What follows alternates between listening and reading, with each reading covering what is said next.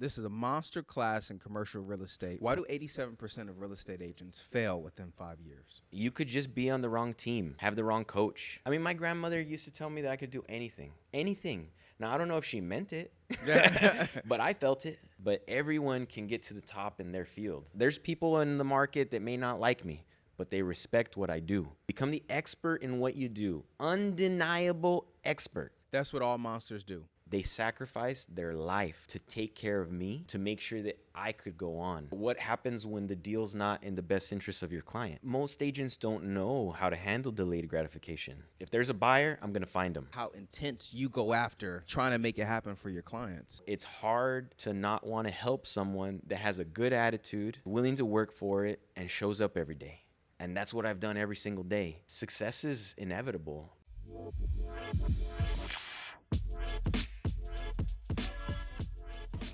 Welcome to the MonsterClass Podcast, and I'm here with a guy that has decided to not just be get into real estate like a lot of people do. You know, go get the license. Let me sell a few homes. I'm gonna live a good life. Then I'm gonna go and party hard. I'm gonna go and travel, and I'm gonna get a nice car, and I'm gonna show it off online. Like that is the general real estate mentality for those that actually make it. He's decided to be a monster in real estate, but not just real estate, commercial real estate. He wasn't happy with just selling houses. This dude decided that he was going to go and sell buildings. He decided that he was going to go into broker leases, but then also in addition to that, he decided that he was going to develop the real estate instead of just being the middleman in the transaction. So then he's able to be the person that sells it, as well as the person who is ultimately the transactor of it. So he went way high up the supply chain, and that is why we definitely are here to certify him as a monster of commercial real estate, and we're going to get into why that is. If you would like to be a monster of commercial real estate as well, listen into this podcast, and then also you can hit him up after. He gives free advice, as we talked about a little bit earlier. So let me tee him up for that one. Yeah, well, I appreciate you having me here and considering me a monster. You know, in the sales industry, every single year, that clock is reset, right? You may have a tremendous year and do really, really well, close a bunch of big deals. Right. But come December 31st, get a good night's sleep because you're starting all over. And in sales, it takes a lot to continue to hit your goal. Right. And so I always tell everyone in real estate, ultimately, if you look at success in real estate like leaves clues, right? There's no secret formula. Like, watch what people did, and if you do the same thing, you will have great results. If you're really good at sales and you just are going to depend on selling for the rest of your life, you're always going to work for your money. No matter how big of sales that you get, you're always going to be working for your money. But I think majority of real estate brokers, real estate professionals, the ones that really get it, they understand the long term, they make really good money, and they invest it. The advice that they give to their clients, they give it to themselves. And eventually, their income portfolio is a combination of sales and passive income from real estate. And so I think that every, monster in sales understands that I'm not going to do this forever, but I'm going to do it just long enough so I can get to the next level. And then ultimately, when I do sell, it's all for the love of the game, And Right. To me, that's so important. Beautiful. So what would be your intro song to this? Intro? Yeah, introducing you. You're a monster of commercial real man. estate, undisputed. What's your intro song? Well, on the drive over here, I was listening to Kendrick Lamar, Not Like Us. Okay. So it would probably be like just the intro, just that. How's it go? How's it go? No, How's it go, Mark? Come on, man. How does it go? I'll just say They Not Like Us. They not like us. They not like us. Okay. And it's great to know that too. But that leads us into a question I wanted to ask. Why is Mark Hanna a monster of commercial real estate, not a monster of accounting or a monster of engineering or a monster plumber? Why commercial real estate? Well, I mean, I'm a monster. You're calling me a monster. I'm just going to repeat it, right? You're a monster. You're just trying to be humble. He knows it. Look at his face. He knows it. I'm not a Tyrannosaurus Rex, but I'm one of those other dinosaurs will still make some damage, right? Yeah. But I think that I'm a monster in sales because I decided to be. I started off in banking at 19. I come from very humble beginnings. I was raised by my great grandparents. My grandfather was born in 1912, and my grandmother in 1915. You know, I have friends that say, "Oh yeah, I was raised by my grandparents too," and I'm like, "No, no, no, not like us, right?" I, my great grandparents were my legal guardians. I didn't have my mom or dad, so I was born in 1990, and my mom and dad, you know, AKA my great grandparents who raised me, they were born in 1912 and 1915. Wow. I grew up with a black and white TV. I never had internet growing up. I didn't know what Nickelodeon or Disney was other than when my friends were telling me about it. When I was 7 years old, for Christmas, I asked my grandfather for a bike, right? Like every other kid. And Christmas morning, I woke up and there was a lawnmower under the Christmas tree. And he's like, ponte a trabajar, right? Like, get your ass to work. And so, you know, my grandmother's on the other side saying, like, if he loses a finger, you're going to lose your head, right? But my grandfather, since the beginning when I was born, he was always preparing me to be an entrepreneur. And he was someone, his name was Odon. My grandmother, Emma Odon, which I have a private equity company now called Odon Capital. Odon, ironically, I didn't know this my whole life until I researched it later. It means one who dominates. And that's exactly who my grandfather was. That's wild. He had a third grade education. He was from Starr County, Garciasville. He was an orphan. He lost both of his parents by the time he was 9 years old. He came to Mission, and with only being able to know how to write and sign his name, not how to read or write, he was able to put his kids through college. By the time he passed away, he had rental properties.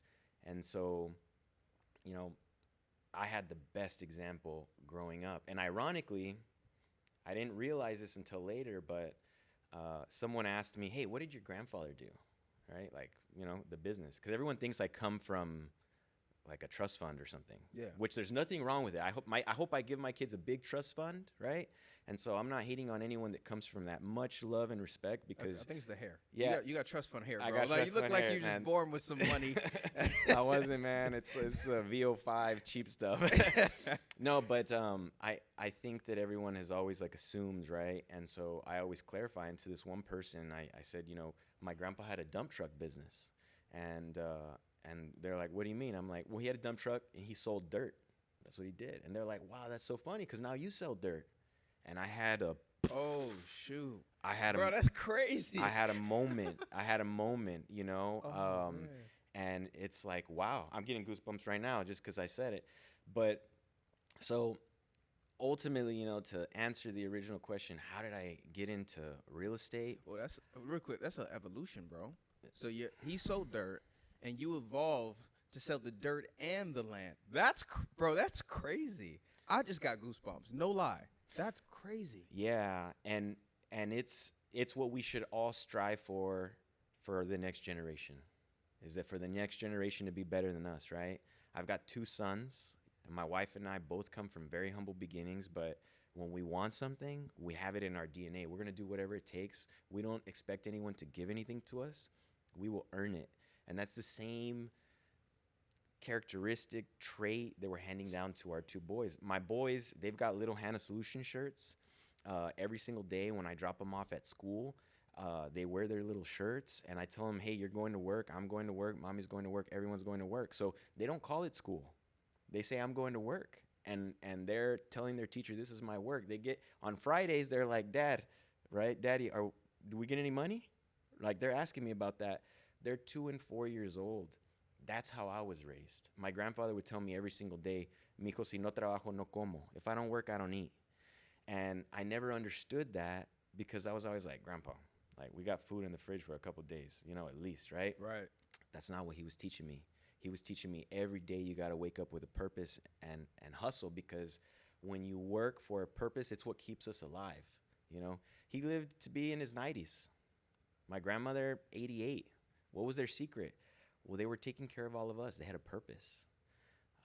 So, you know, my humble beginnings, how did I end up in real estate? Real estate kind of found me. I found it. It was something that I naturally gravitated towards. And the reason is because I grew up around it. And I just never realized it. It wasn't on the commercial scale, right? Yeah. I wasn't looking at anything new construction. You know, everything that my grandfather had was like falling over and falling apart. But it was ours. And we learned to take care of it. When I was little, he would take me every weekend to collect rent from a different one of the little apartments that he had. And he would show up like 6:45, 7 a.m., Saturday, Sunday mornings, honk, and he'd make me get down and like collect the rent. And there were days where people would say like, hey, I got 200, I don't got the 300. And I would go tell my grandfather, and he would be like, You bust his kneecap. No, yeah. I mean, probably. No, but he would tell me, well, you tell them that you're going to stay there until they get you the $100 or whatever they owed. And he would make me go sit at the doorstep, and I'd be like, my grandpa said I had to stay here until you give me the money. And 100% of the time, they would find the money. Wow. So you talk about unique childhood. Man, I was so blessed to have that frontline experience. And I think every kid should be like exposed to stuff like that. I'm real transparent with my sons. Like we drive by like the Rio Bank, you know, the closest to a skyscraper, or Chase Bank in McAllen. And I tell my boys every time, like, Daddy wants a building like that, you know? And they drive by with their mom, and they're like, hey, Daddy wants a building like that. Like, it's Dang. And this so- is life to them. this is life. At that early age, what are their ages again? 2 and 4. 2 and 4. Everything that you put into them, from my perspective, everything up until the age of 7 is just raw programming. Whatever you put in there, it's going to be the program. And then around 7 or so, it seems as though they're able to be selective about the programs that they choose to adopt. So right now, it's programmed within them that Daddy has the ability to get something like that. Therefore, I do as well. Yeah. That's crazy. That it's possible. I think every kid wants to know what's possible. You know, my kids also think it's possible for them to be Spider-Man. And every day they put on Spider-Man costumes, and they're like, choo, choo, choo. And I tell them, yeah, you're Spider-Man. One day they're Hulk, one day they're Sonic. And I'm like, super fast, Sonic speed. You know, I want them to believe in whatever they think that they are, that they can be capable of. And so it's the power of the law of attraction, words, energy.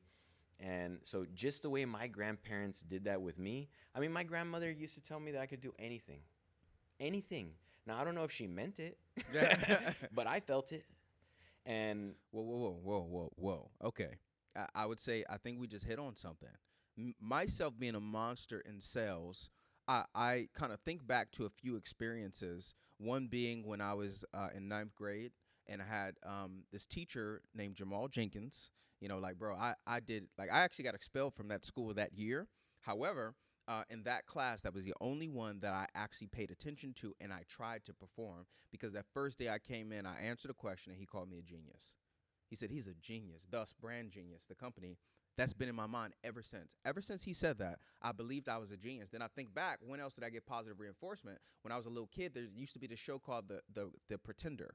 I'm not sure if you ever heard of that, but it's basically like there's this child genius that they taught him every single skill. So every single day he had a different job. He was a pilot. He was an engineer. He would just go into a random hospital, perform surgery. He was on a run from those people, but he was doing all these different jobs. And I was like, oh, I could do that too. So would you say that, like, having that belief that others would call irrational, they would say it's fantasy, a fairy tale, do you think that being programmed with that has an effect on you because your grandmother told you that?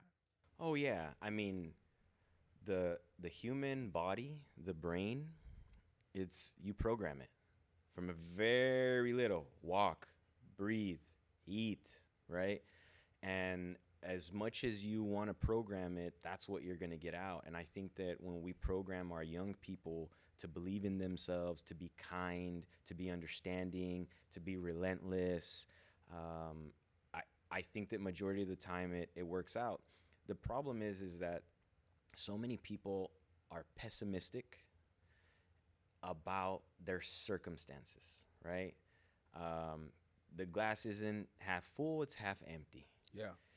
And so when you program that into your mind, I mean, that's what you get. If, you know, people say, oh, if I could only pay for my bills, that's probably what you're going to accomplish. Right. My wife and I, when we first got together and we got engaged and got married, we both said, we're gonna do this. Like, we're gonna do this, right? What is this? Well, we're gonna live the quality of life we want to live, right? Control our time, do what we want, and just be happy. Not for us, but for our boys, because we wish that we would have had the guidance that we're giving our kids, Right. and so we're gonna give that to them, right?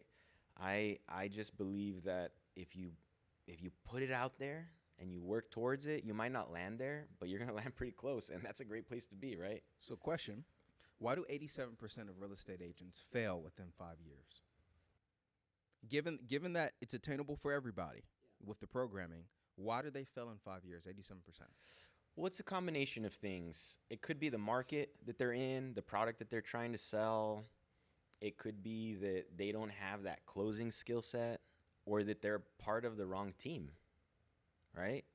I mean, you could just be on the wrong team, have the wrong coach, and ultimately because they didn't really want it, right? Because winners never quit and quitters never win. And so if you want something bad enough, you're going to figure it out. And the thing about real estate that makes it so difficult, that it's 100% commission, right? And the way my grandfather raised me, si no trabajo no como. If I don't work, I don't eat, right? That's perfectly acceptable to you because that was programmed that Yes. that's the relationship. Yes. I mean, I spent 6.5 years in banking, steady paycheck and everything. I could have grown, and they told me, Mark, in 20 years, you're going to be a tall oak tree or tall whatever. And I'm like, 20 years? I value my time a lot. 20 years? Right. And so I had to start contemplating, is this what I want? 20 years in banking to get to a position where I can live the quality of life that I want? And the answer was no. So I, from one day to the next, left stability and entered the real estate world. But because I knew that, well, guess what? When you're at the very bottom, there's only one place to go. I was already at the very bottom, right? I'm deciding, okay, what I'm going to dig out from this hole. What direction do I want to go? And I made that decision. A lot of people don't have that staying power. People that get into real estate within, 5 years will sometimes go back to what they're doing. And sometimes it might be because of circumstances. They have family, they got to provide. Yeah. And I will always respect a parent or someone that has others that they're responsible for, that puts their dreams aside to provide. Because my great-grandparents, when they could have been relaxing in their retirement age, they sacrificed their life to take care of me, to make sure that I could go on. And so the world isn't perfect, but like everything, if you surround yourself in the right environment, with the right people, with the right guidance, success is inevitable. But if you're in the wrong environment and you think that you can make it happen, sometimes you shoot yourself in the foot and you get lost. We get stuck. But let's say you got into real estate, you quit. You went back to whatever you were doing, but your heart's in it. Every day you're thinking about it. I want to do this. I love real estate.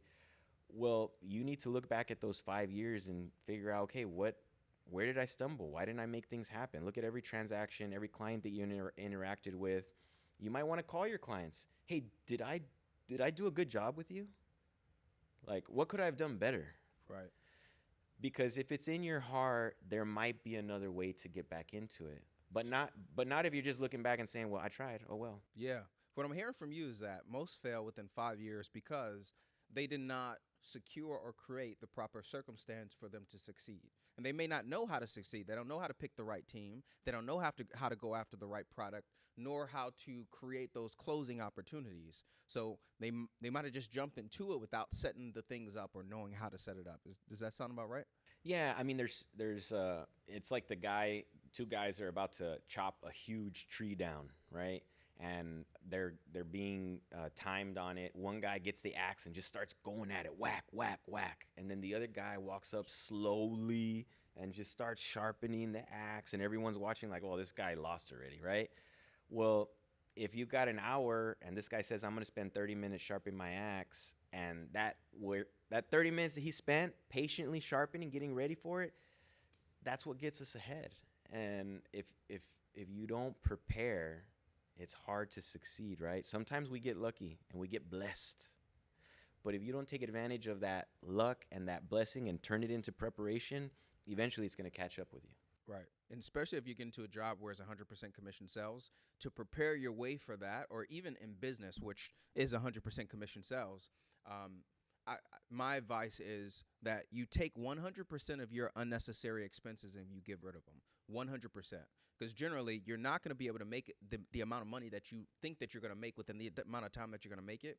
It may take 5 to 10 times the amount of time that you set aside or that you thought you were going to make it. So getting rid of those extra expenses will give you a lot of cushion and help you out. So we're moving on to kind of the next part. But I want, instead of just the way you're going to explain it, I want to hear Hollywood version. If Hollywood called and said like, yo, well, they will one day, what is the story of Mark Hanna? How did he become a monster in commercial real estate? You know, starting off in banking, we heard about that side. The jump into commercial real estate, how would you tell that story to Hollywood? So, you know, I'm a Disney guy, right? So it would probably be a Disney branded movie, and it would probably be kind of like, you know, there once was a boy that instead of being raised like Harry Potter by his aunt or uncle, he was raised by his great-grandparents. You know, very humble beginning, not a lot of exposure to what kids today had, but exposure to the good old things. Like, I remember my grandpa gave me a toaster, an old toaster, and was like, take it apart. Like, and I took it apart, right?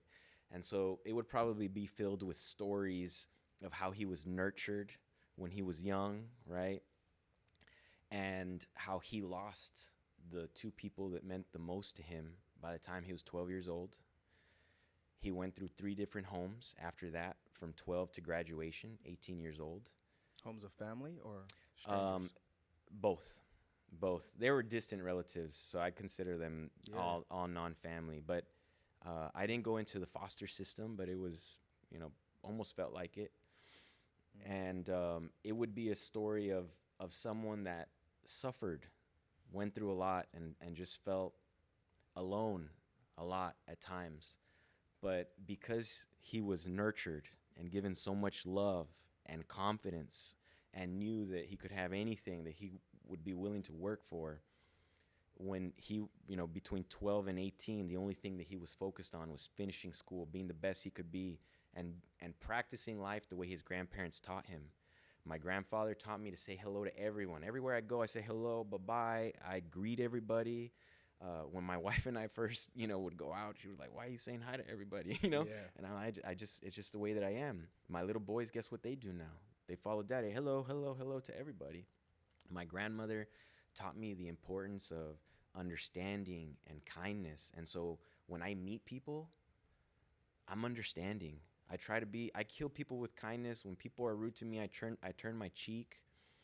And the story would be basically how this kid was literally prepared to go through this, we'll call it diamond preparation, right? Because diamonds are made under pressure, so that when he became older, he could give back to the community and help other kids and other people that are in a position like him.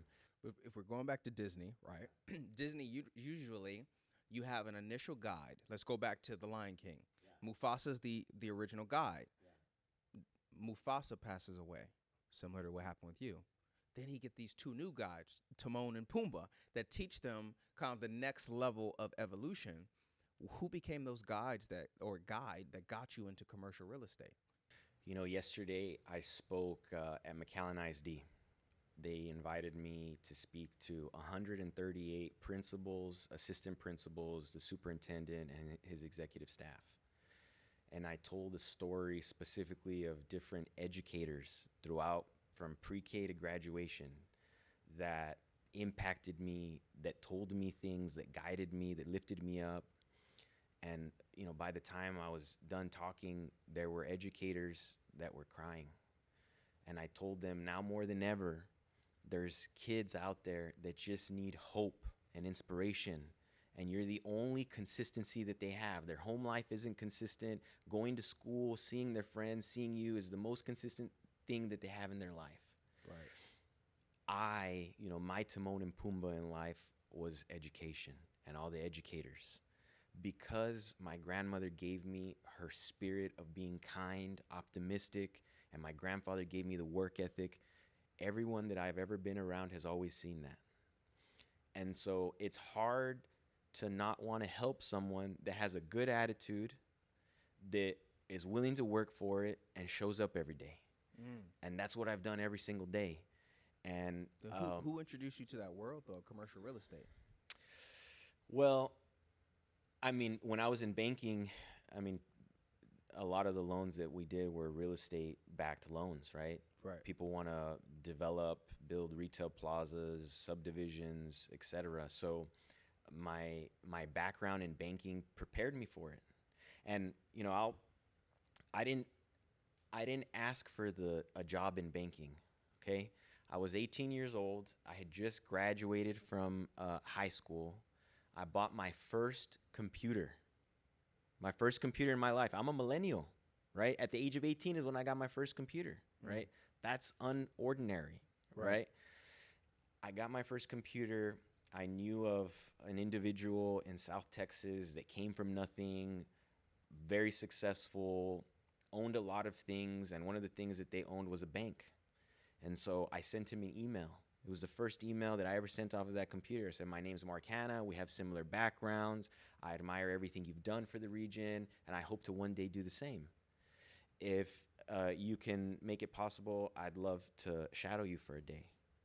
Here's my information. If not, thank you for your time. I still have the email. Wow. 2 weeks later, I had gotten my wisdom teeth taken out. I was all drugged up, and it was like Friday. It was like 3 in the afternoon, and I get a call. And he's like, this is blank and blank. And I'm like, yes, sir. He's like, how can I help you? And I'm like, I'd like to shadow you for a day. I'm 18 years old. No one told me to do this. I just, inside. You got a computer. That's the first thing you did with your computer. Yes. It was the first thing. Bro, that's wild. It was the first thing. I sent an email. You reached out to a billionaire. It's the first thing that you did. Yeah, and so at the time he wasn't a billionaire. Probably right now he is. Okay. I don't know. But I fact checked. He's there. but I at the end of shadowing him for the day, he said no one my age has ever done that. And he's like, you're going to be successful. Like, you're going to be successful. So guess what? A year and a half later, I come to him, I bring him my resume, my transcript, and he's like, how can I help you? I'm like, I'm looking for a job. I'm going to keep going to school, right? I just want a job where I can, learn something and make some money, right? He's like, okay. And he's like, do you know exactly what you want to do? I said, I'll cut grass. That was literally the first thing that I told him. I'll cut grass. Naive me, 18 years old. Like, why didn't you ask for more? And the reason that I said I'll cut grass was because this guy owned a lot of real estate, a lot of grass. I'm like, if I can cut all your grass and get paid for it, I think I'll do really well, right? Wow, yeah. And so I left his office, and he's like, let me see what I can do. I got into an old Chevy S10 with no air condition that I had, and 5 minutes since I leave his office, I get a call from the president of the bank. He said, go ahead and come in on Tuesday morning. And I went in on Tuesday morning and never filled out an application, and I started working at the bank. Wow. And I will always be thankful that person, I didn't ask for the bank. I wasn't thinking about the bank. Never in my life. Bank, never. Nothing, right? The only thing I wanted to have any involvement with the bank was to have a lot of money in one, right?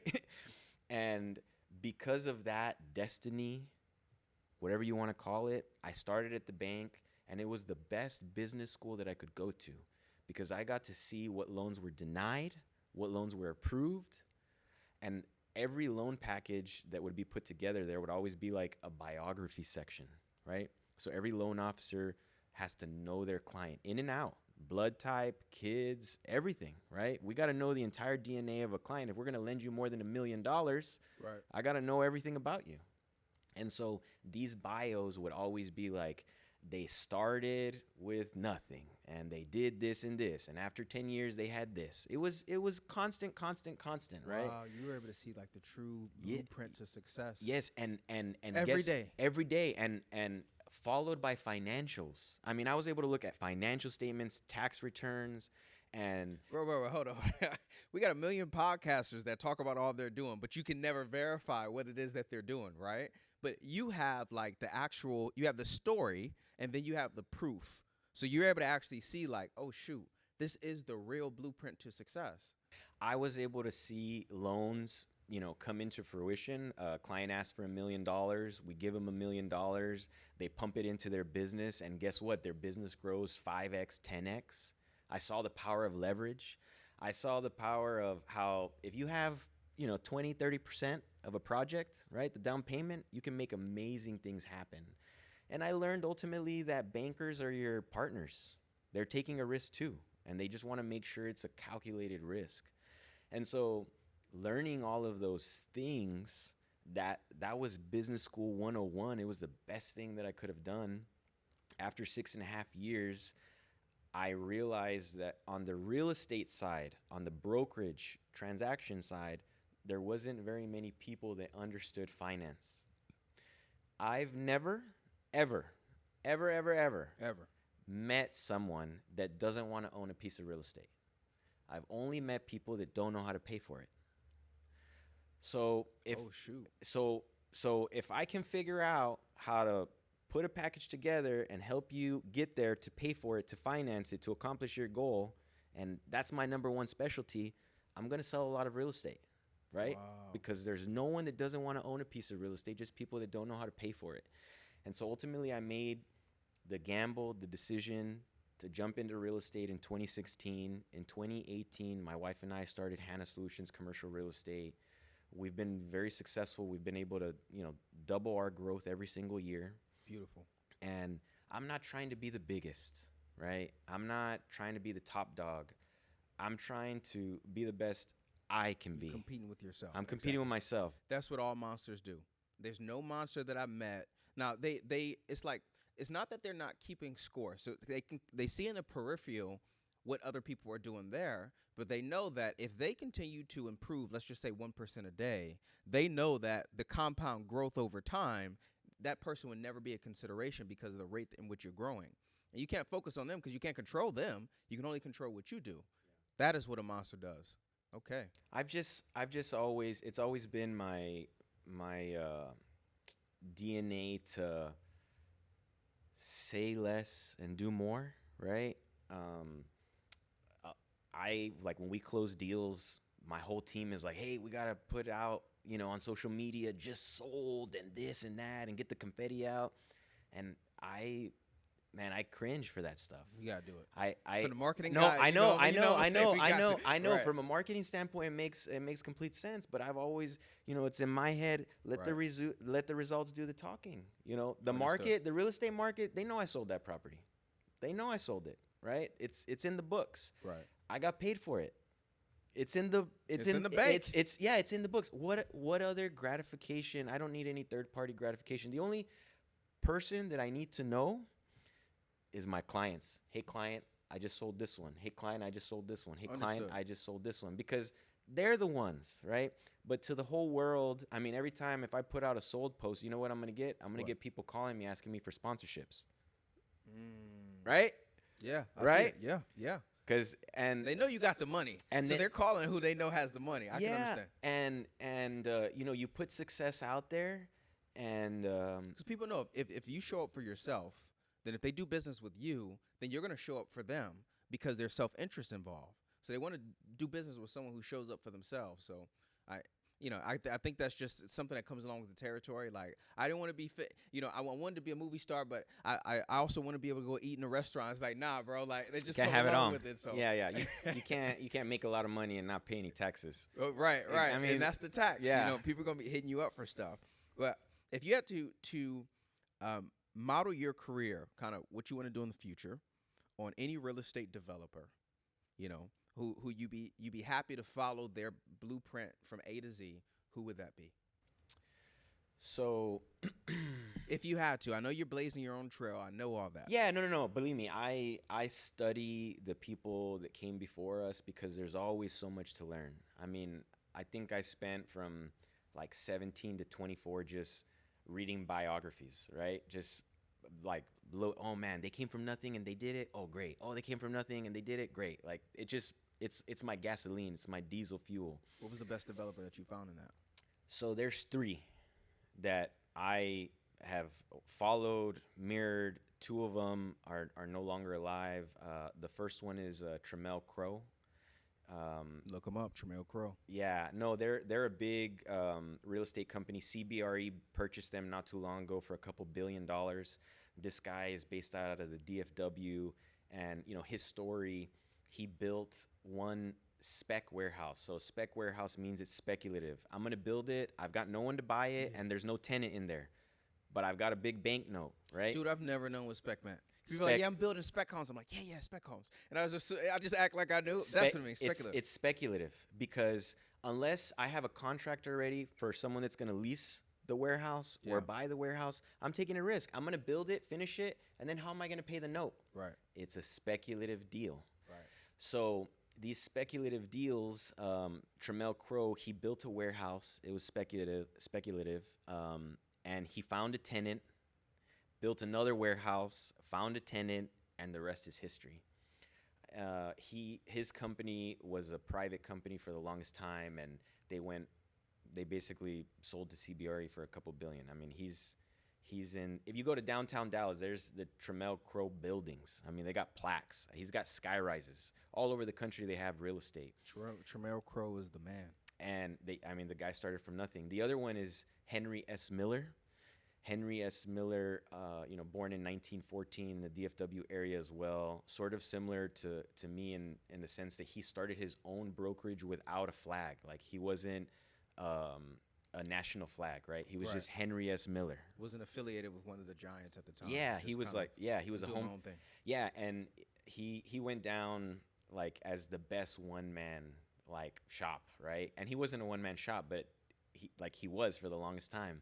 Wow. The other guy who is alive, who I've met, I've taken photos with, I've talked to, I want to try to close a deal with him. His name is Herb Weitzman. Weitzman out of the DFW area.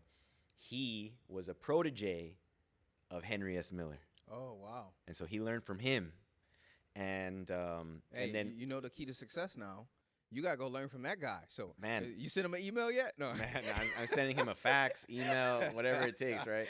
Yeah. No, but and so like Herb Weitzman, he has his own brokerage. I mean, he's the king of retail in the state of Texas. I mean, the king of retail. Now, I'm not trying to mirror exactly what they do, but I am trying to mirror the passion. I am trying to mirror the excellence that they brought to the craft, like learning everything that there is to know about commercial real estate, always knowing that you don't know everything, right? You don't know everything. Every single deal is different. I'm willing to open, to learn. Baby. Yes, right? Because every deal is different. And ultimately just persistence. I mean, these guys didn't blow up overnight. It was a little bit at a time. But if you look back after 30 years, guess what? All their ancestors are very thankful. Yeah, right. Right. So those are the 3, real estate professionals that I've mirrored, that I've acknowledged in my career. Beautiful. Now this is take a little bit of a turn. Have you ever heard of the former CIA agent Andrew Bustamante, I believe? Bustamante, yeah. Bustamante. I don't got the accent on there. Bustamante. It's all right. Yeah, I've seen his stuff online. Okay. One thing that he spoke about that has tripped me out for the longest, and I'm like, yo, how did I not see this? And it's in every Disney movie as well. The hero has to experience some form of trauma for them to get to that level of monster. And when I say monster, it's not, people see it as a negative term, but no, that just means that you are unusually, unnaturally great or effective or on a whole nother level than other people, because the natural order is 85% of real estate agents, they're gone in 5 years, right? Not only are you successful, but you jump from selling houses to selling buildings, which is a whole nother level. So like That's monster. You're not following the natural path. You're naturally on another level. Anyway, so the kind of that path to be a monster, to be effective on that level, you got to experience some trauma. So how would that trauma of your loss, or would you say that's the trauma that contributes to it? Because the kind of the implied trauma is you not having your mother and father involved in your life. Yeah, I mean, I won't say that I didn't have a mother or father. I had my great grandparents who acted as my mom and dad, and they were the best thing that could have ever happened to me, right? But I do agree. I mean, I tell everyone all the time about my kids, like, man, I love my boys and everything, but I kind of want them to suffer a little, because what suffering does, when you have hardship, right, and you're able to get past it, it humbles you. It puts you on solid, stable ground. And in the next experience that you have, you don't go into it cocky or arrogant. You go into it from a humble standpoint, saying, I know what it's like to be at the bottom, to suffer, but I'm going to work hard and give this everything that I have, right? People that have not necessarily suffered, they sometimes go into things arrogantly, and they don't know until they get slapped in the face, right, that they need to humble themselves. So I think it's one of the best things. That's why I think most entrepreneurs, when they give advice to someone else, they say, go work, right? Like Herb Weitzman was a protege of Henry S. Miller. It's like, go work for someone that you respect, that you admire, and learn from them, right? Take notes, etc. And through that experience, I don't want to call it suffering, but basically doing something that you didn't necessarily want to do, right, you build that resilience. You know, I had a bank president who told me, I hadn't graduated, right? But I was working at the bank, and he tells me, I said, oh yeah, I'm going to major in this, and I've got this, and I've got blah, blah, blah, blah, blah, right? I'm talking to him about my degree. And he's like, Mark, you know what a degree tells me? And I'm like, what? And he says, a degree tells me that you stuck to something for at least 4 years to finish it. Look at who's in your department. We've got graduates from Texas A&M, from Rice, from UT, UTPA. And guess what? You guys are all on the same level. All making the same amount of money, more or less, right? All it tells me is that you stuck to something for 4 years and you finished it, which is a great start. But it doesn't tell me how successful you're going to be in this career. We're starting from ground zero again, right? Well, when I was at the bank, I hated it. I loved learning, but I hated that I wasn't the president and CEO of the bank. I was looking around and I was saying, I would change this and I would do this, I would do this, I would do this, I would do this. No. And it was 6.5 years of that. But would you say that's like, because one thing to like see it and have a kind of a visceral reaction to it, but would you say that stems from you knowing what you're capable of, but you're not able to show the world or show yourself or to act in the capacity that you're capable of because of your current station? You weren't the CEO. So it's kind of like less of, hey, I wish I can change this, more so like, I wish I was actually acting in that way that I know I could do, but I just haven't had a shot. Would you say that that's a bit more of it? Yeah, I mean, what I just, I wanted people to realize that age is just a number, right? Like George Washington led the first army at the age of 18. He was a general at the age of 18. Yeah. Obviously, life expectancy was a lot shorter then, right? So he was in midlife, right? He was midlife at that point. But my, and he screwed up right after. But my point is that like age is just a number. I don't know if you've ever heard the story of there's a truck, right? Let's call it a milk truck that's trying to get under an underpass, right? And it has to get to the other side, emergency, right? The cows need milk, and this is the only way to get there, and the truck is too high. So all the experts and engineers are here, and they're saying, okay, well, if we shave off a little piece of the bridge, they can get through there, and if we cut off the top part of the truck, we can get there. And a kid riding his bike comes by, and he says, hey, why don't you just let some air out of the tires? And that's how they got it across. The kid riding the bike. And so it goes to show that I think as leaders, no matter how big your company is, Shoot. you got to look. I never heard that story, bro. That's huge. You got to look for solutions everywhere. And you can't. Hanna Solutions. Hanna Solutions. That's right. No, I mean, it's paramount. But I look back at those days and I was arrogant and I was naive. But that arrogance and naiveness is who I am. You know, other people say, "Oh, he's arrogant, he's naive, he's not going to be a banker," right?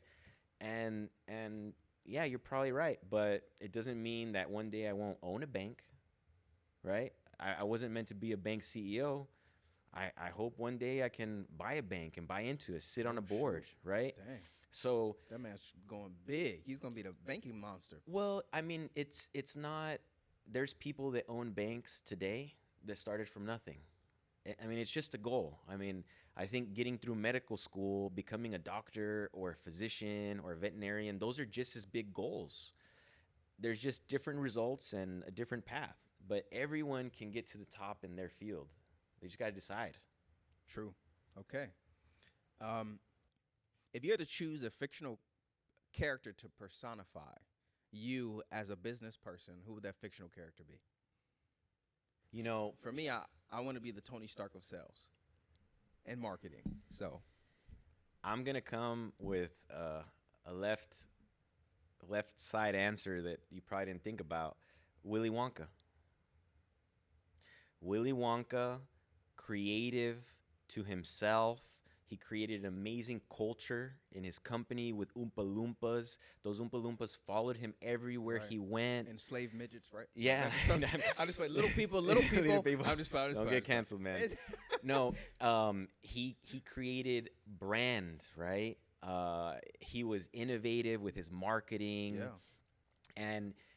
And people just respected him as an expert because his product was beautiful. It was amazing. The best chocolate. He was always innovating. And so I think I'm the Willy Wonka of my, little real estate territory. I'm not trying to be like everyone else, just keeping to myself. And my way of doing business is not for everyone. I'm not going to sell every single property, but the ones that I do sell, we're going to do well. Wow. Willy Wonka. Yo, that was a great answer, bro. I definitely did not think of that at all. All right, so I'm gonna run through some other questions. This is more like fast, knee-jerk reaction. We go from there. Okay. What are 3 cities in South Texas that have the most undervalued real estate deals currently? I would say McAllen still has a lot of growth and opportunity, but I'm not going to put it in that list. Brownsville. The things that are 3, 2, 1. What spot has it got? Brownsville's probably number 1. Okay. Brownsville's probably number 1, and the reason is they have a land port, right? They got a bridge. They got a seaport. Okay. They've got an airport, international, and they've got a spaceport. Not any other city In the world. in the U.S. has that, right? Mm. You can compare Brownsville to San Diego, except San Diego, California doesn't have a spaceport. There's, in the last year with LNG alone, there's been over $30 billion in investment. You have people like Elon Musk that's relocating SpaceX to Starbase, Boca Chica, whatever it's called. So Brownsville has a lot of opportunity. After that, I would probably say Weslaco, the Mid-Valley, a lot of opportunity. And then I would probably jump to Starr County, like Rio Grande City. Yeah. So if you notice, right, we've got 3 different counties. I named a city in Hidalgo County. The Rio Grande Valley is comprised of 4 counties. We've got Starr County, we've got Hidalgo County, Cameron County, and Willacy County. They're all spread out. The valley has 14 international bridges, 7 international airports, 4 seaports, 1 spaceport. I mean, we've got a lot of assets, but ultimately our whole area is undervalued. Our whole area is undervalued. And I mean, we're like DFW, right? So DFW, is there a lot of undervalued assets there? Oh yeah, because it keeps growing, people keep coming. Right. So, but it's not the value of today, it's the value of the future. So you look at the growth rate and the factors that contribute to growth, that port being built out even larger down there in Brownsville, not just the spaceport, but also that seaport, that huge project that they have down there. LNG, yeah. So that's going to make the land around there like double, triple, quadruple over the next 10 years. Well, so it ultimately, investments in real estate bring jobs, and there's like the job multiplier effect. And so like LNG, SpaceX, Right. they come and they create a lot of jobs, high paying jobs, high skilled jobs. That's the kind of investment that you want. The Valley, we're very lucky to be where we are, but every single town has different leadership, right? We've got different mayors, different city commission, different city code. And so it's hard for us to come together as one. So two things are dependent on a city being successful. Number one, their natural assets. Mm-hmm. Like Brownsville is very lucky that they're right next to the water. They got lucky, right? Right. The other thing is leadership. Why has the city of McAllen been the best place to live in McAllen since the inception of the Rio Grande Valley? Because of the quality of life, because of how it was master plan designed. We have the grid system. All our streets go north, south, west, east. Right. We've got the numbers. We've got birds, plants, universities. Right. It's organized. The leadership in McAllen, you never, ever see them fighting each other. They fight behind closed doors, and they come out in public, and they're united. There's no dissing each other in public like nothing. other places. Yeah. And every single other city in the Valley has that issue. It's political. Everything's political. And I think when other cities learn to operate like that, like Brownsville is now I don't want to say like a world-class city, but it's a world-class city. The mayor right now is building for the future. They're thinking about 20, 30 years out.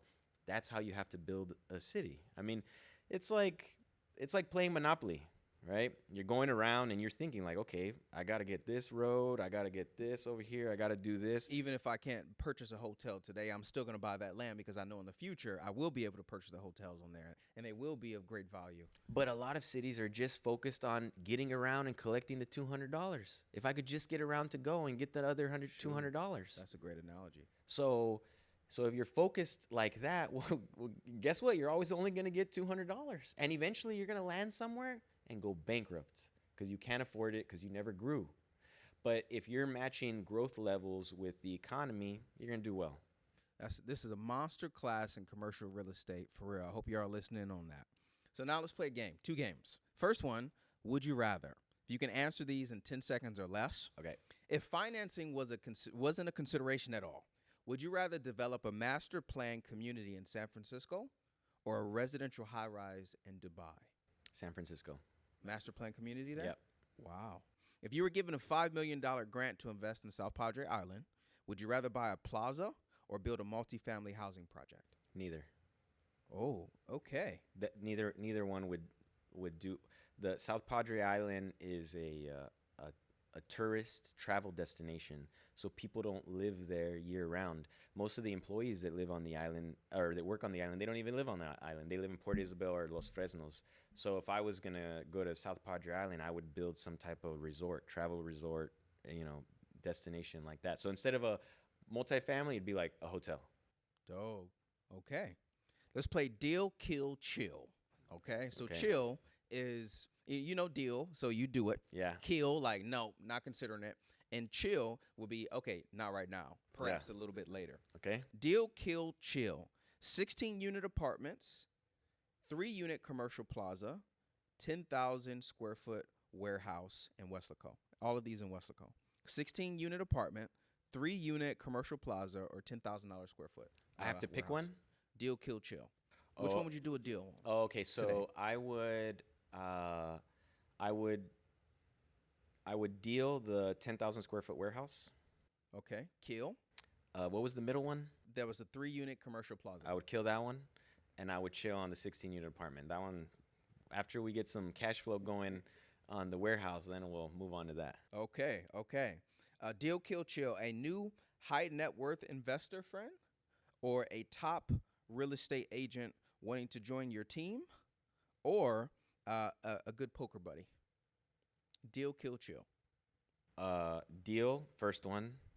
So new high net worth High net investor worth friend. individual. Yeah. Kill the last one. I'm not gonna play The poker. poker buddy? No, man. Okay. I don't gamble. I don't gamble in life. I'm in real estate. That's a gamble every single day, right? Yep. Yeah, that's the only gambling I do. You got it. And then the middle one, chill. Okay, chill on a top real estate agent trying to join your team. Yeah. Okay. Lastly, deal, kill, chill. 10 acres in Chicago, 100 acres in Mexico, 1,000 acres in the metaverse. Deal, kill, chill. No. Deal, chill, kill. So in deal, that order. Deal on the 10 acres. 10 acres in Chicago. Done. Okay. Kill 100 acres in Mexico. No. I'm sorry. That's chill. Oh, okay. Chill on the 10 acres. You're not buying the 1,000 acres in the metaverse. No, No? not at all. Okay. Yeah. Well, this moves us to now. I appreciate that, man. It was a cool game. This moves us to the last portion of the MonsterClass podcast. This moves us to the last portion of the MonsterClass podcast, and that is the MonsterClass project. So here was the class project for the monster of commercial real estate, Mark Hanna. If every other commercial real estate agent in the country voted you to be the king of all commercial real estate agents, and they asked you to develop 5 laws of commercial real estate that would govern all of their actions so they can be successful, what would those 5 laws be? 5 laws. Well, the first one would probably be you need to be competent in the subject matter and the product that you're selling, right? I think a lot of people try to get into real estate and they've got all the enthusiasm. They're really excited to close a deal, but they don't necessarily how to break down the deal, right? So you gotta know your subject matter. The next thing, you have to know a lot of people. Network. You're always networking, right? I have a mentor of mine. He breaks it down into 3 rules. I don't know if I can go to 5. It's very simple. Know your subject matter. Be good at what you do. Become the expert in what you do. Undeniable expert, right? There's people in the market that may not like me, but they respect what I do. That's undeniable, right?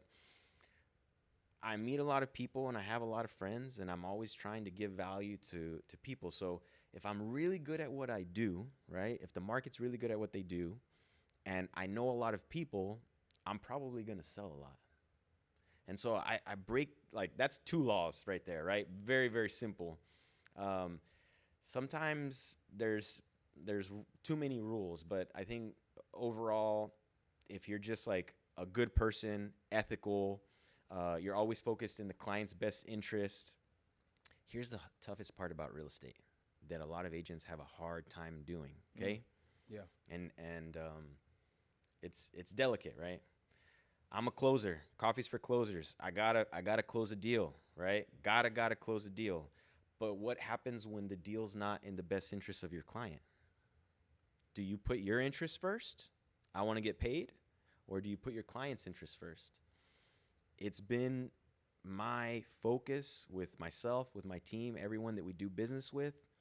I always put the client first, because banking taught me that it's about the relationship business. It's very easy to do 1 deal with a person. It's hard to do 2 deals, 3 deals, 4 deals, 5 deals. But if you can figure out how to do more than 1 deal with a person because you did such a good job, that's what it's about. So I might say, hey, client, this morning we had to tell a client, hey, I know you wanted us to sell this 36-unit apartment complex, $3.8 million, Right. but it's not in your best interest to sell it right now. And I spend a lot of time analyzing it and everything. I don't get paid for any of that. Get on a phone call and say, hey, it's not time, but maybe in a year or 2. It's like, wow, thank you, Mark. Like you could have just said sell it, right? Because things are only going to get worse. Right. But I said not right now. And so I think that clients, when they see that, when they feel that, they feel trust, they feel safe, right? And so when commercial brokers work with clients, if they put their client's interest first and their clients feels it, they've got a client for life. And so that's like the biggest. So we're not looking for short-term gain. You're like, okay, this is a long-term gain. Like, I'm looking at 5-10 years down the road. This is just the first deal. Like, what residual business can be coming from this same client? So doing right by them is an investment in your future and not just looking at the right now. So delayed gratification, would you say, that needs to be involved, that's not involved right now in most real estate agents? Yeah, most agents don't know how to handle delayed gratification. Like they don't. I mean, they're very focused on like instant, because that's all they know. They watch HDTV, they see online, social media, and they think like, if I'm not closing a deal every single day, something's wrong. But that's not the case. I mean, you could close $1 billion deal a year, or $1,000 million deals. There's a lot of ways to get to it. Right. But Jerry Jones, owner of Dallas Cowboys, he said, my daddy said to go into something with high margins. He went into oil, high margins. And what did he do after that? He went into football, and he created those high margins there. I've always loved real estate, commercial real estate, because it's complex. And so is that a law? You got to love it? Oh, you have to love it. This is law number 4, baby. You got to love it. If you don't love it, and your clients don't.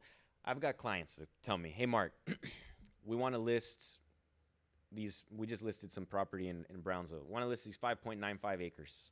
What do you think the pricing should be? Okay, based on market analysis, pricing should be X. Okay, Mark, how confident are you that you can sell the property at that price?